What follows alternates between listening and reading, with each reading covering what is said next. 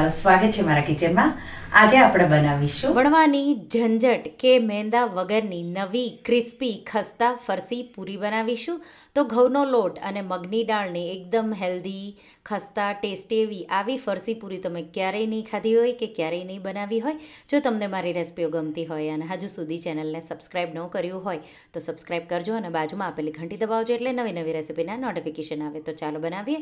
તો પહેલાં આપણે 2 ટેબલસ્પૂન જેટલી મગની પીળી દાળ લઈ એને સારી રીતે ધોઈ લઈશું અને એમાં ગરમ પાણી ઉમેરી 30 મિનિટ જેવું મગની દાળને પલાળીશું। હવે એક ડબ્બો લેશું આવો સ્ટેનલેસ સ્ટીલનો અને એમાં આપણે 1.5 કપ ઘઉંનો લોટ ઉમેરીશું। અહીંયા આ લોટ તમે કપડામાં બાંધીને પણ ડબ્બામાં ભરી શકો છો। ઢાંકી ડબ્બાને સાઈડમાં મૂકીશું। હવે પ્રેશર કુકર લેશું, એમાં 1/2 કપ પીળી મગની દાળને 2 થી 3 પાણીથી ધોઈ લઈશું। પાણી ક્લિયર થાય ત્યાં સુધી પાણી મેં નિતારી દીધું અને હવે 1 કપથી થોડું ઓછું પાણી, લગભગ 2 ટેબલસ્પૂન જેટલું ઓછું પાણી છે, 1 કપમાં એટલું મેં ઉમેર્યું છે। અને હવે આ રીતે વચ્ચે કાંઠો હોય એવું આપણે મૂકીશું અને એના પર આપણે ડબ્બો મૂકીશું અને પ્રેશર કુકરનું ઢાંકણ ઢાંકી અને 3 વિસલ મીડિયમ ફ્લેમ પર કરીશું। તો 3 વિસલ થાય એટલે પ્રેશર નીકળે એટલે આપણે ખોલીશું અને તમે જોઈ શકો છો દાળ એકદમ સારી રીતે બફાઈ ગઈ છે અને આપણે આ ડબ્બાને બહાર કાઢી લઈશું। અને સાથે તમે જોઈ શકો છો મગની દાળ એકદમ સારી રીતે બફાઈ ગઈ છે। દાળને તમે આ રીતે મેશ કરશો તો તમે જોઈ શકો છો એકદમ ઇઝીલી મેશ થઈ જાય છે। તો આ રીતે ચમચીથી કે પછી મેશરના મદદથી આ રીતે દાળને મેશ કરી દઈશું। તો દાળને મેં મેશ કરી લીધી છે, દાળને સાઈડમાં મૂકીશું અને હવે જે લોટ આપણે બાફ્યો હતો એ ડબ્બો ખોલીશું અને આ રીતે એક બાઉલ મૂકી, ચારણી મૂકી અને ડબ્બોમાં જે લોટ છે એના આ રીતે પીસીસ થઈ ગયા હશે। તો આ રીતે હાથેથી તમારે પીસીસ તોડી અને આ રીતે ચારણીમાં નાખવાનું અને આ રીતે હાથેથી તમારે બને એટલા પીસીસ તોડી લેવાના અને લોટને તમારે ચાળી લેવાનો। તો આ રીતે ચાળીને લોટ લેવો જરૂરી છે। તો આ રીતે મેં લોટને ચાળી લીધો છે। તો જો તમે ચકરી બનાવતા હોય તો એમાં આપણે મેંદો કે ચોખાનો લોટ ઉમેર્યા વગર ઘઉંના લોટની ચકરી બનાવતા હોઈએ તો એ જ રીતે આપણે આ પૂરી બનાવીશું।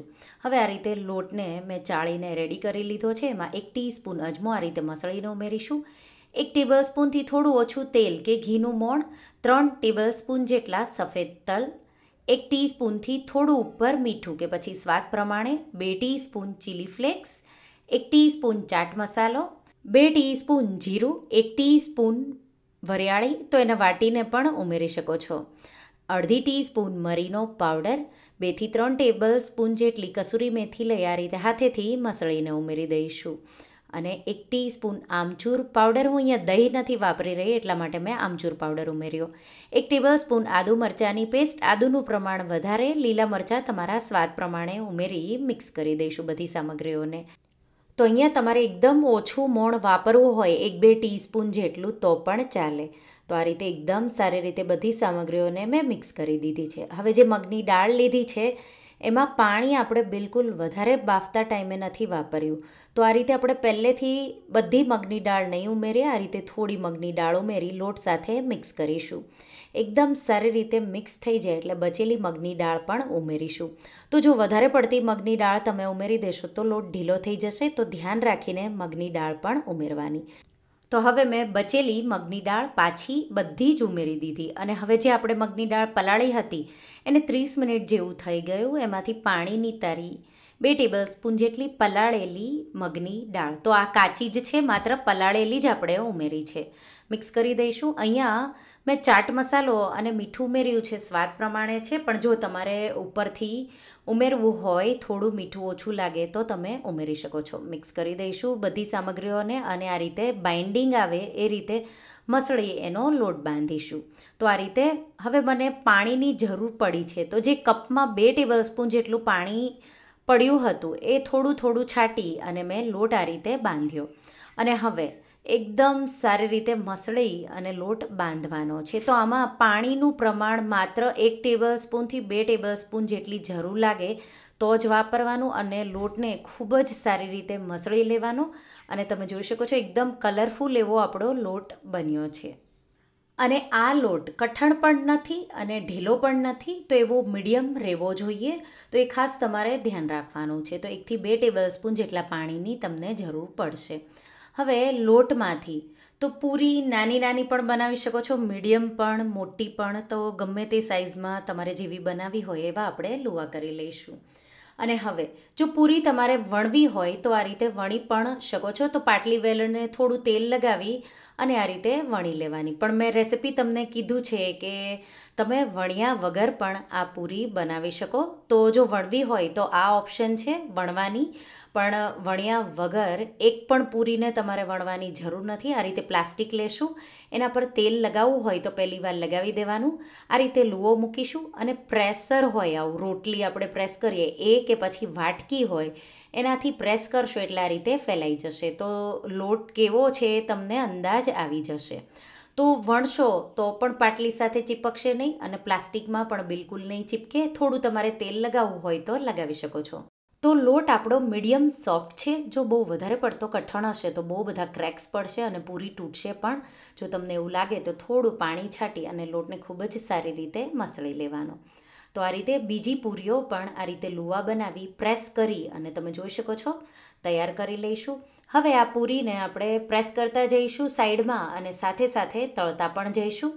તો તેલ ગરમ કરવા મેં મૂકી દીધું છે. પૂરીઓ જે આપણે પ્રેસ કરી દીધી છે એના પર નાઇફથી આ રીતે કાપા કરી લઈશું. તો કાપા કરવા જરૂરી છે, નહીંતર આ ફૂલશે અને એમાં તેલ ભરાય, એટલે ખાસ ધ્યાન રાખવાનું છે. આ રીતે તેલ ગરમ થઈ જાય એટલે ગેસની ફ્લેમ મીડિયમ ટુ લો સાઈડ રાખવાની છે અને મીડિયમ સાઈડ મેં રાખી અને 2 મિનિટ જેવું તળિયું એક સાઈડથી, સાઈડ ચેન્જ કરી પાછું 2 મિનિટ જેવું એને થવા દઈશું.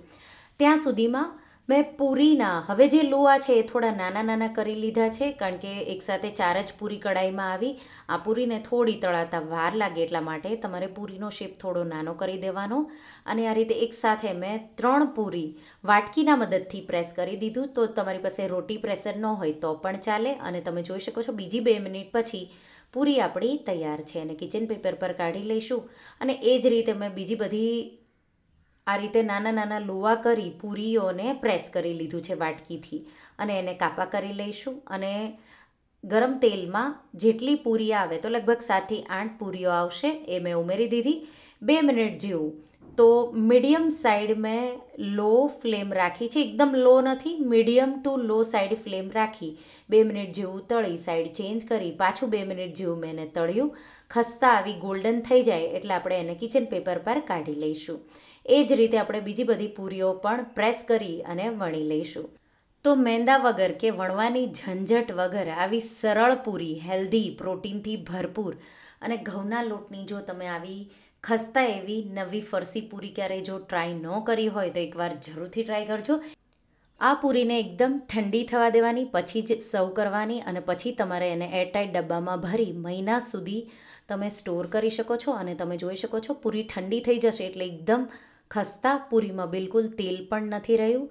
તો આ રીતે એકદમ ચૂરો ચૂરો થઈ જશે. ચા સાથે આ પૂરી તમને ખાવાની બહુ જ મજા આવશે. તો આવી હેલ્ધી, પ્રોટીનથી ભરપૂર નવી એવી ફરસી પૂરી તમે જરૂરથી ટ્રાય તમને આ રેસીપી કેવી લાગી મને કમેન્ટમાં જરૂરથી જણાવજો. અને જો રેસીપી ગમી હોય તો વિડીયોને લાઈક કરજો, શેર કરજો અને મારા ચેનલને સબસ્ક્રાઈબ કરજો. અને આવી જ નવી રેસીપીઓ માટે તમે બેલ આઇકન બટનને પ્રેસ કરજો. Thank you for watching.